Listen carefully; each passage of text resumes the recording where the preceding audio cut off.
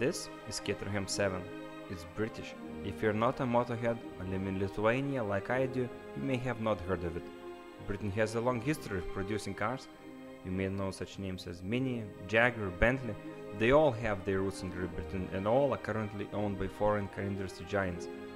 But also there's a number of smaller car manufacturers for which Britain has always been famous. Caterham, it must be among the first ones to mention. And it has some history behind it, and there's even a Lotus involved.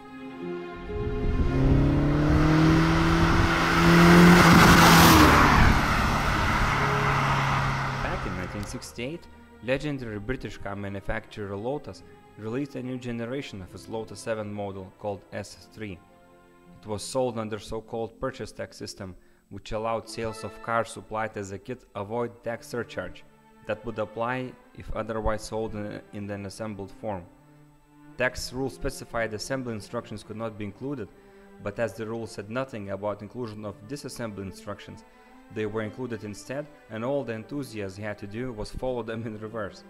However, in 1973, VAT system was adopted instead, so the tax advantage of the kit-built Lotus 7 came to an end, and at that time, the only remaining dealer of Lotus in UK, Caterham Cars, bought rights to 7, and the Caterham 7 era began.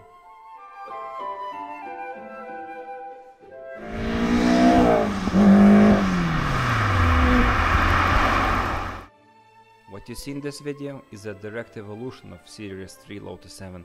It's a 2014 Caterham Roadsport in left-hand drive which weighs just over 550 kilograms and retains tradition of lightweight sports car. Of course, it's modernized reincarnation of the legendary Lotus 7 with aluminum used in the car body, wings and interior panels are real carbon fiber. The car design is timeless and it looks absolutely beautiful. And did I mention those lights? This particular model has a 2-liter Ford Duratec engine which regularly is found in Ford Mondeo, which in this form produces 175 horses and allows a car to accelerate from 0 to 100 km per hour in just 4.9 seconds. And boy, if you don't find these numbers self-explanatory, let me just remind you that there is no Porsche Boxer or BMW Z4 in the production which would be able to compete with Caterham's power-to-weight ratio, and only more hardcore versions of 911 can actually beat it.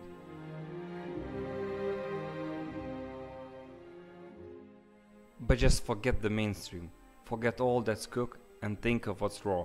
This Caterham is your carpaccio rather than a meat steak. It's your salt and pepper rather than a spices mix. It's your sex without a condom. It's that real and it's that good. It's basic. There's no power steering, no traction control, not even ABS. It's so back to the roots of you, not the car systems actually doing the whole driving experience. It triggers your senses, and all you trigger back senses the car. And it isn't that the ideal relationship formula? Buddha says enjoying process rather than seeking result is the key to happiness, and in this area Caterham excels. For instance, you don't just sit into the car, but you have to get into the car. You put your one leg first on the inside of the lovely little Momo steering wheel, then balance your body weight with hands holding roll bar behind you, not the optional windscreen or the mirrors because you will definitely break them. Then pull your second leg in and carefully place your butt on the seat, making sure the seat belts are prepared.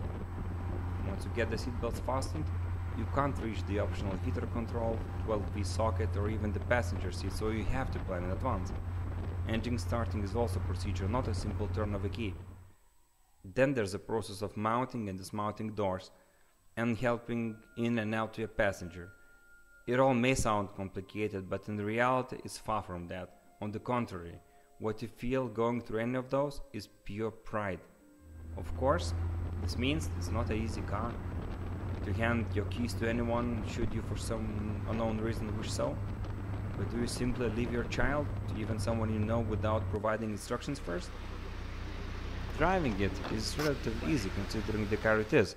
Clutch doesn't bite, brake pedal is hard but there's room to modulate it. Suspension in this touring suited S package is surprisingly comfortable by sports car standards. Optional 6-speed gearbox and torque available from this Duratec engine allows smooth low-rate driving at town speed and cruising below 3000 rpm in the 6th gear should you get off town, which you will pretty often as in city traffic. Compared by the quantity of information your brains have to process, driving Caterham reminds me more of a driving motorbike in town. You try to avoid getting into other cars' blind spots, your eyes are busy screening road surface ahead, fingers are working switching light indicators on and off as it's button presses rather than the lever. Both hands are strongly holding the wheel, as lack of the power steering makes sudden one-hand wheel corrections hardly possible. Low gearing of the car also does require pretty often usage of the gear knob, thank God it's so lovely to touch. Rear view mirror vibrates, so you'll see traffic in the rear only roughly. As you sit low in the car, driving lights of a usual scooter are at the level of your eyes in the rearview mirror, and BMW X5s are way above it. Also, you sit so far back in the car with its long nose ahead of you, especially in these larger SUV chases. This does allow perfect weight distribution, gives a magnificent view of the car up front, but also makes it quite tricky to see approaching traffic at turns. It is a low car, and the lowest part of the car is the oil sump, so it's also the part you want to scratch at least. Having driven with this Caterham for 3 days, personally I didn't have any troubles parking it in the public multi-floor garages or driving through speed bumps, but it's something you as a driver must always keep in mind. There's no room to put your left foot while it's off clutch, and the car also has a terrible turning circle.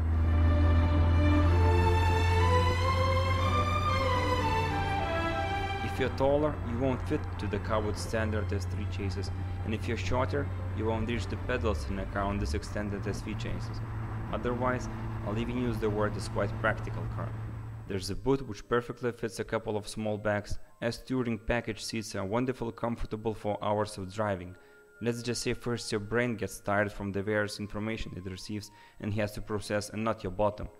There's room to carry foldable doors behind your seat. Installing them is easy and extends usage of a car at sub-zero Celsius temperatures, especially with the optional car heater. Remember, it's English, of course they have thought of themselves.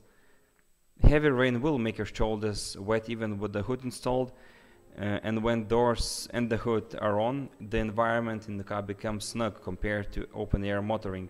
But even with full weather gear installed, blind spot checks are not restricted.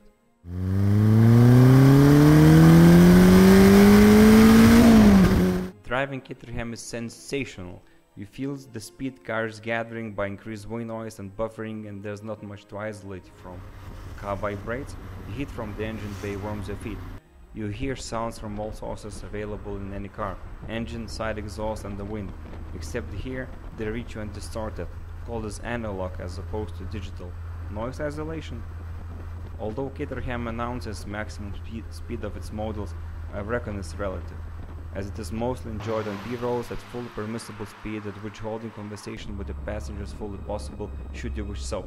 If not, silencer is always available on your right foot. Are Caterhams perfectly reliable?